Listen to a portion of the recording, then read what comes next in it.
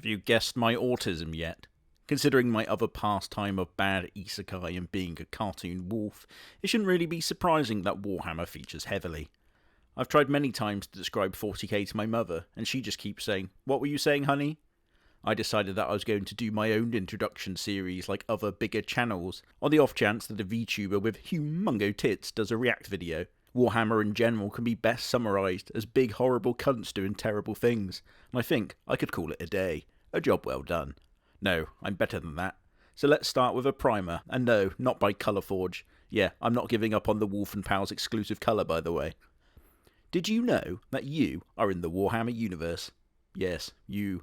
Technically speaking, me having a crywank under the covers is a canon event in the timeline between the War in Heaven and Unification Wars. To make things clearer, here's a chart. We are in the sci-fi setting, originally intended as a parody, and then forging its own path of grimdark flavour. Warhammer 40,000 takes place in the year. Humanity, however, is a footnote in the history of the galaxy, so we're going to start off with something simple. That's right, the fabric of reality. We have reality, aka the material realm, made of tangible things like Max Verstappen and cream eggs. And then you have the warp, aka the immaterium, a realm made of psychic energy of Max Verstappen and cream eggs. For every act in reality, it is reflected in the immaterium, especially emotions and concepts. Please brace yourself for the single most succinct and comprehensive description of the warp in human history. Imagine, if you will, happy little gnomes frolicking in the magic forest filled with joy and whimsy. Therefore, the warp is also a form of magical joy and whimsy. All is well. Then one gnome called Pagnome Escobar discovers a naturally reoccurring substance known as cocaina. He then starts handing it out to all of the other little gnomes, selling them on an absolute fucking bender. The joy and whimsy is transferred into the frantic spasms of a smackhead, and, the warp is now slightly more frantic and turbulent. Take out the little gnomes, spread them across the galaxy, and you can see how the small ripples can morph into waves. Now take people who are sensitive to smackback gnome energies and can draw upon its power, and then you make those waves turn into those yo-ho fucking videos on TikTok. Yo. Now take those coked up gnomes and make them the biggest pieces of shit you could possibly imagine. Split them into races, and then have them perpetually hate and war with each other, both out of survival, or just malice, or just being a big dickhead. The warp gets meaner and meaner, and what springs forth from the warp turns into apocalyptic, or you could describe it as chaos. Oh look, I said the thing. Chaos is the manifestation of all that sucks and is good. However, the universe in its current state leans heavily on the cuntometer, so things are not swell. This is where humanity finds itself in the 41st millennium. We have survived by warring and getting by any means necessary.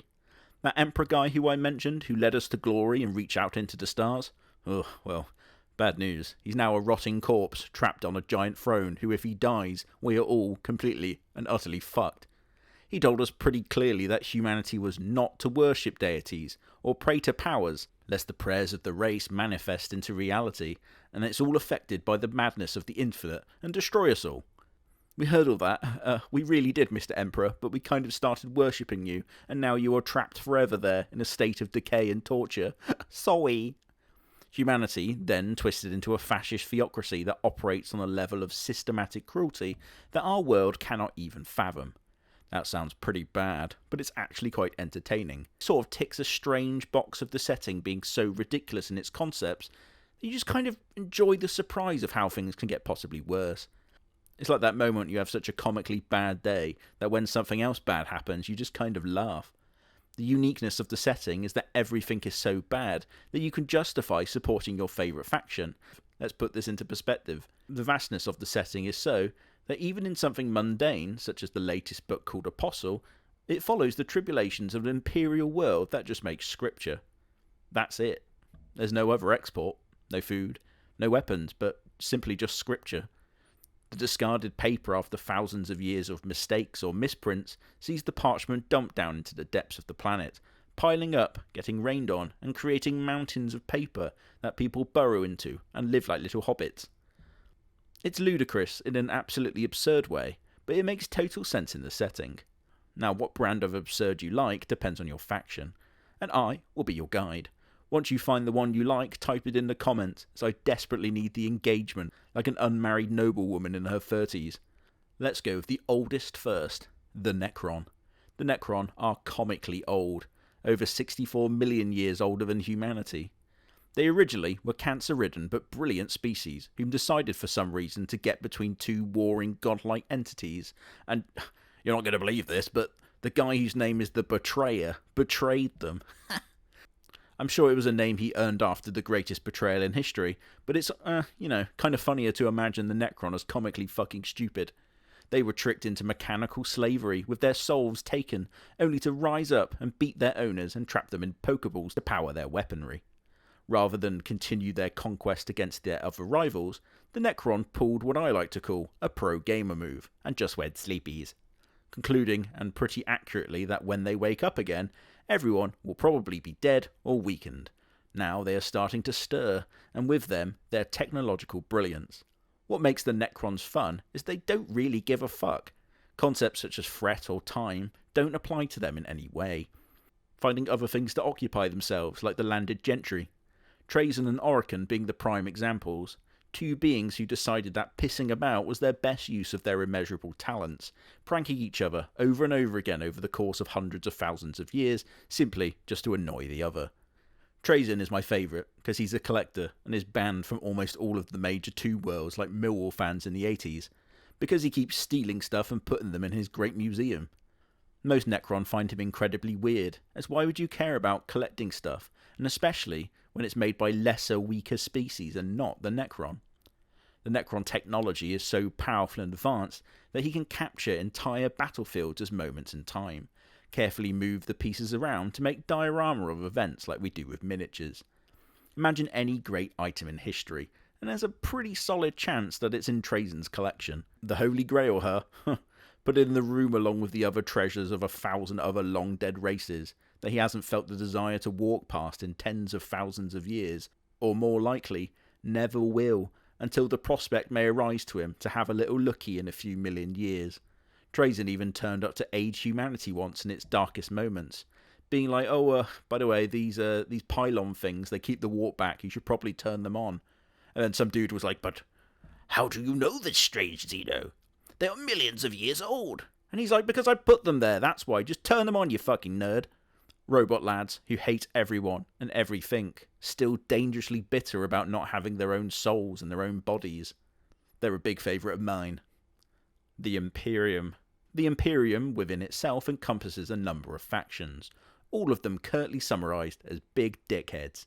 The Imperium has an interesting dialogue online because it's a fascist theocracy, being essentially, at least in most media, being the good guys, which some people, unsurprisingly, get weird with.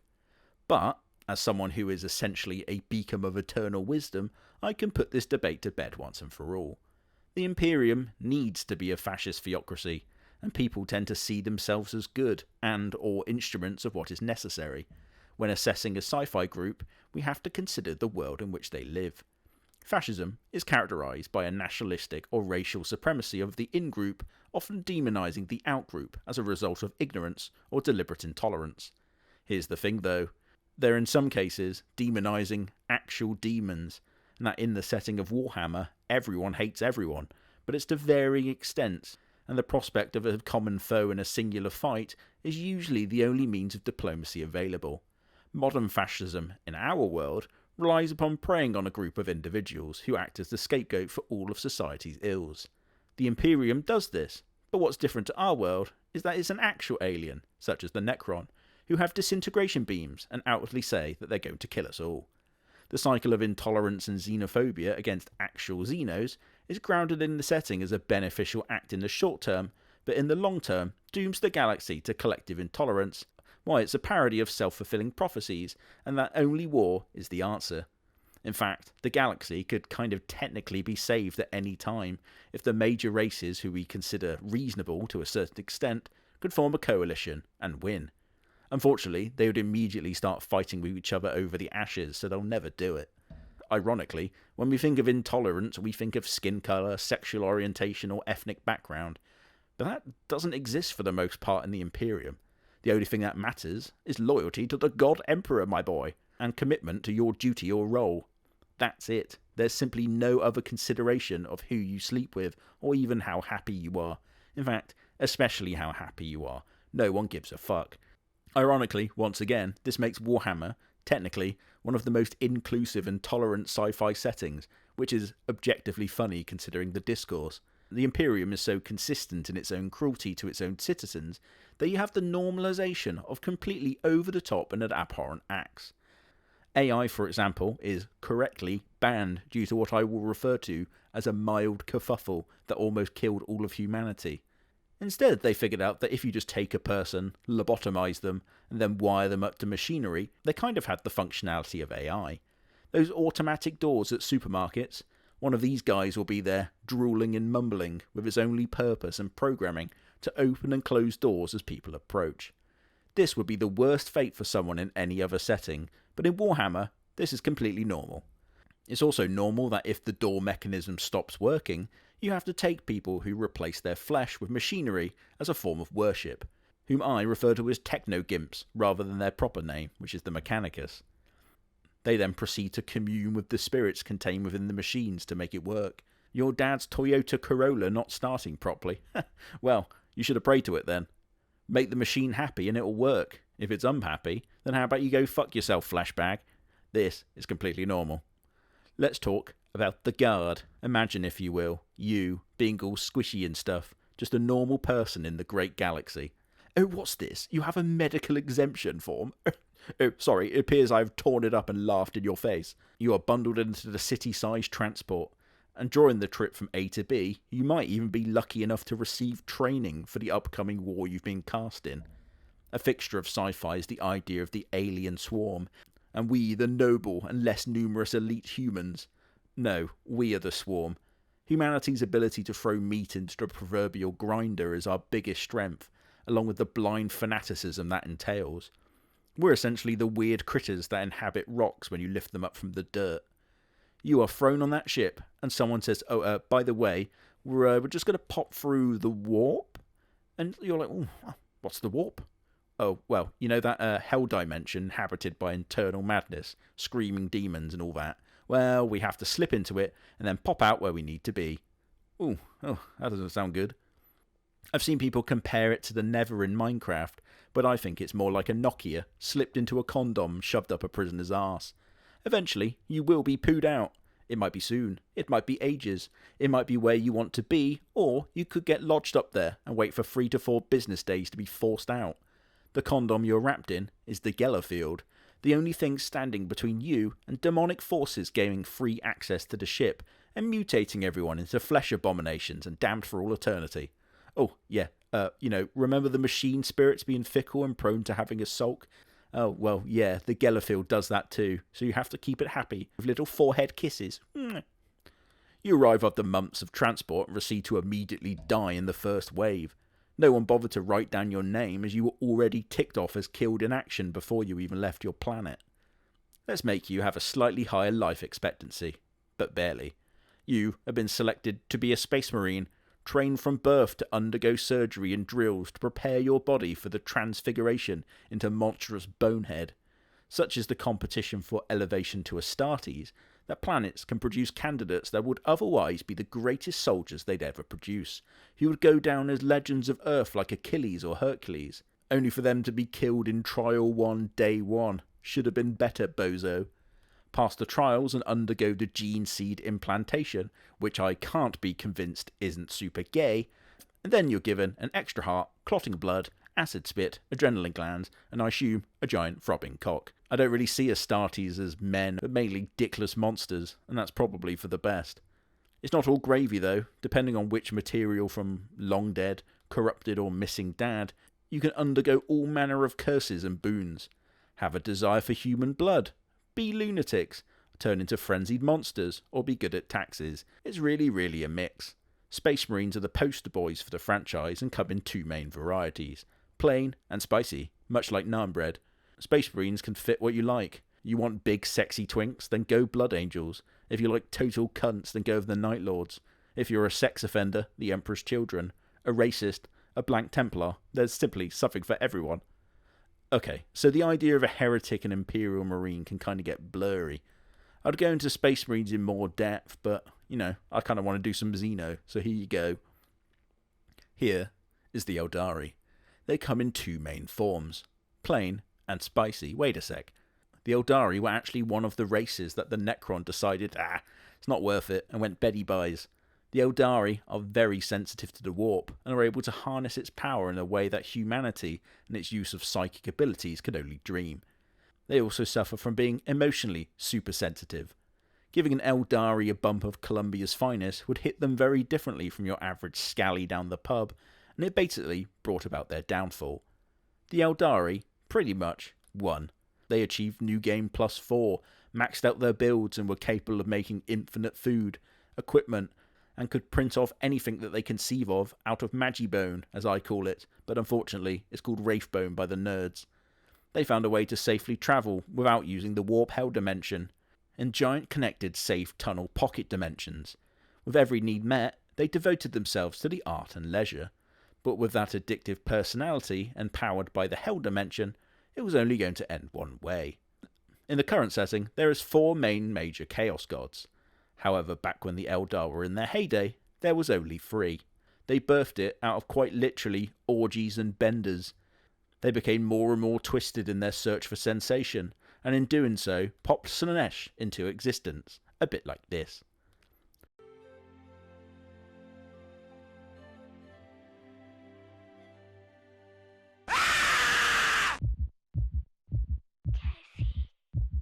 In a single instance, 99% of their galaxy-spanning empire were annihilated and consumed during the birth of Slaanesh, the only survivors being 4 groups. The first, Craft Worlders. They decided to bounce as they saw things going royally down the shitter. They preached moderation in all things like a big bunch of pussies, lest they fall to Slaanesh.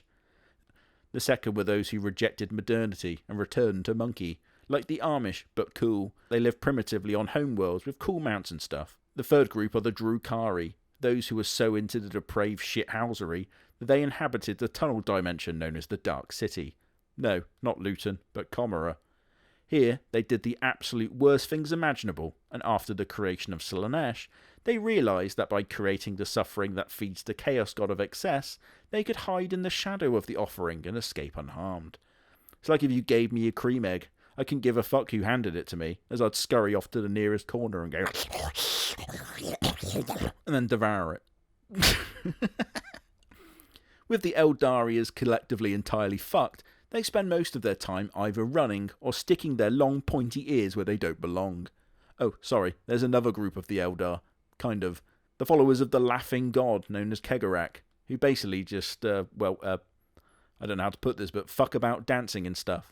Even on human worlds where a Xenos is to be killed on sight, people simply know better and will just ignore it and move along. Nothing to see here, folks, lest the Harlequin decide that everyone in the room would look a lot funnier with their heads on the floor. The Eldar as a species have the immeasurable cheek of warning humanity of the dangers of messing with the warp. It's almost like if they took a massive shit at a party, stunk out the whole room, then started talking about the positives of Glade air freshener.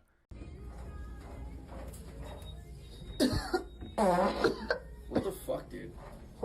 You're gonna act like that was a cough? Sorry. No, seriously, get out of here. The Drukhari are fascinating.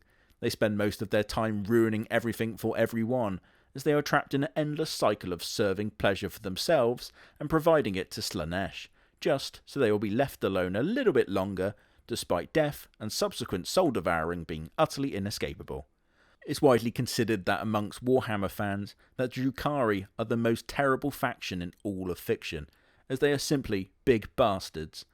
Take for instance the fate of a human captured by the Drukhari. First thing though, if you live in what's considered Drukhari space, which means they can pop out of ancient dormant gates in space, raid a planet and disappear, then you must always carry something on you, and that's either a gun with an extra bullet for yourself, or ideally a poison capsule. Being captured is the worst possible fate in the entire setting, and that includes being worked to death in a smelting furnace, being morphed into monsters, or going mad from genetic mutation. No, the Drukhari come flying in on these ships, A bit like pod racing, but if Anakin hit a rail of speed off Padme's ass, and then coated their spears and weapons with a concoction that paralyses you. You're grabbed and taken back to Comora, usually strapped to the ship so your skin peels off from the speed. You are systematically tortured with all possible means by evil-looking flesh surgeons, whose job it is to think of new ways to ruin your existence, or to keep you alive long enough to endure it. And then your captor will get bored of you, and either send you to the fighting pits to be torn apart, stitched together, torn apart, stitched together. And this, I must stress, by the way, this is the best possible outcome for you. The other captives will literally kill you to get this treatment. If you are not lucky, you are taken. You'll have your bones excised, your muscles twisted, and your entire organ collection turned into furniture or a lovely little lamp made of your skin, feeling the perpetual agony as you are still alive and completely feeling in your new state of existence. You're a chair that they have sex on. You're a lampshade that they read under. You can be turned into a carpet that they wipe their feet on. You can be turned into a cutting board.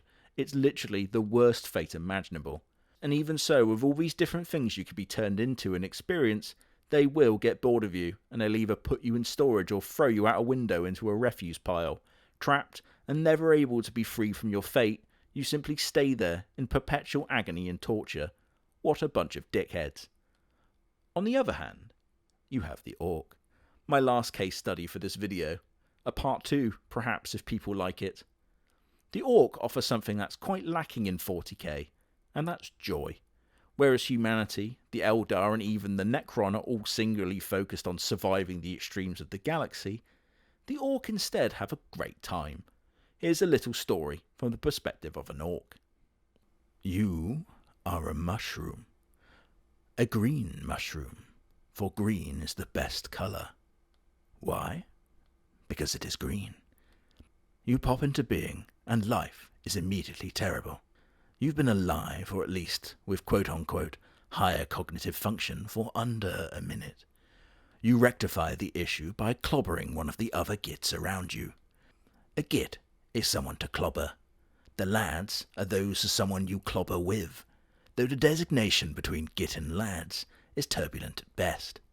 If you see a larger orc, well, he's the boss. Why? Because he's bigger, and is the boss. Please, keep up. If you crump the boss, you are the boss, which means you are bigger because you are the boss, and the boss is bigger. You try to crump the boss, and the boss is too big, and you get crumped. The boss likes crumping, but also other orcs you crump. He sends you in pieces to the Mad Doc. The Mad Doc does mad stuff, and now you have a mechanical arm. You declare that it can squish anyone. The boys agree, and you are named Squisher. You like the name. It's a good name. You join the boss's boys because the boss doesn't like cowards. He likes people who like to crump, and thus you are not a coward. The boss says it's time to crump the humies. You don't know what a humie is. The humies are squishy, and you are the squisher, so you look forward to it. The humies also have types of humies that aren't squishy.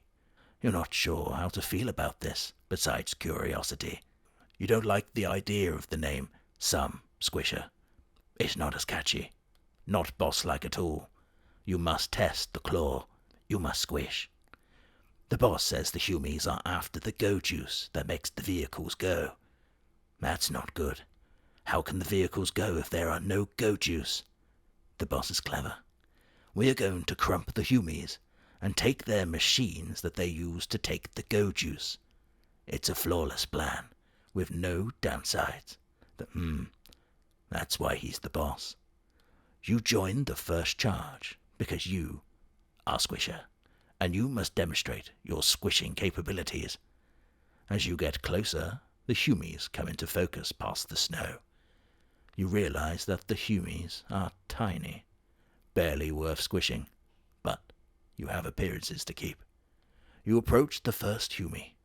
He screams something in fear, and then pain. The Mad Doc was right. It really is a squisher. This is the best day of your life. That's kind of what orcs are like. Orcs have the power of imagination. This sounds incredibly overpowered, and it totally is.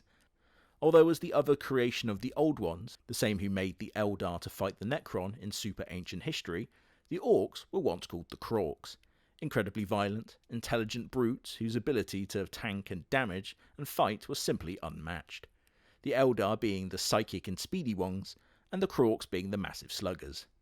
Instead, they turned into hated rivals, and without the Old Ones' guidance, the Orks, devolved, you could say, regressing in intelligence and power, but retaining the innate power of being a silly goose.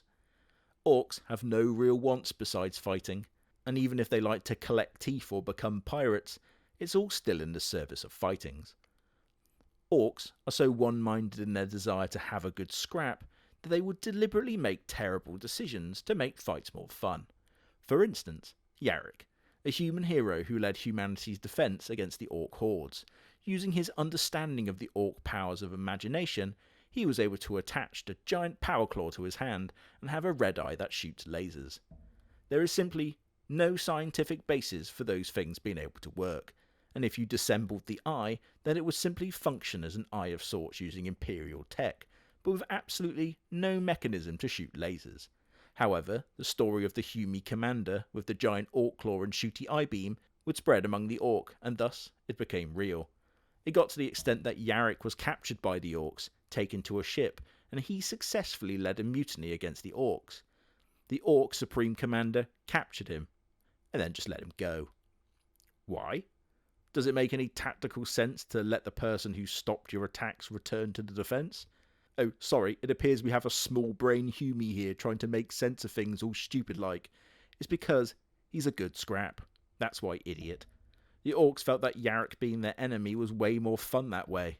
They use weaponry more prone to kill them than the enemy. They have surgeons who just kind of make it up as they go along, and weird boys who can commune with the gods, Gork and Mork, one who is brutally cunning and the other who is cunningly brutal. We've not even covered the Inquisition, Tyrannid, the Tau, the Votan, all of the Space Marine chapters, the entirety of Chaos, Demons, Grey Knight, Custodes, Gene Stealers, and so much more. But if you like this, then why don't you fucking smash that like button and excuse me while I dive off a cliff after saying that?